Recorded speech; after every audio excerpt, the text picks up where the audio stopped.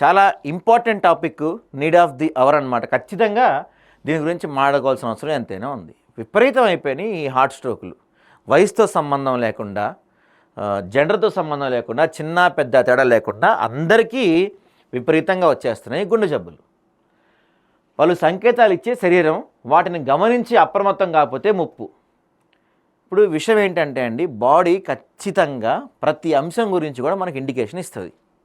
ప్రతి అంశం, అరే భయ్ నీకు తొందరలో షుగర్ రాబోతుందిరా, కొంచెం జాగ్రత్త పడరా, నీకు హార్ట్ అటాక్ రాబోతుందిరా, కొంచెం జాగ్రత్త పడరా, ఇది అనే ఈ అంశాలన్నీ కూడా బాడీ ఎప్పటికప్పుడు మన శరీరానికి కొన్ని ఇండికేషన్స్ ఇస్తూ ఉంటుంది. మనమే లైట్లే, గ్యాస్ నొప్పి, గ్యాస్ అంటే ఏదో ఒక ట్యాబ్లెట్ ఏరాబై, జ్వరం వచ్చిందంటే డోలో ఏరాబై, మన సొంత వైద్యం ఎక్కువ ఉంటుంది అనమాట. ఇది తగ్గించాలి. చాలా ప్రమాదాలు జరగబోతున్నాయి భవిష్యత్తులో. కడుపు, ఛాతీలో నొప్పి, మంట, నడిచినా మెట్లెక్కినా ఆయాసం, గుండెలో ఇన్ఫెక్షన్తో తీవ్ర జ్వరం, గ్యాస్ట్రిక్ సమస్య అనుకొని నిర్లక్ష్యం చేయొద్దు. సొంత వైద్యంతో ముప్పే, 100% సొంత వైద్యంతో ముప్పే.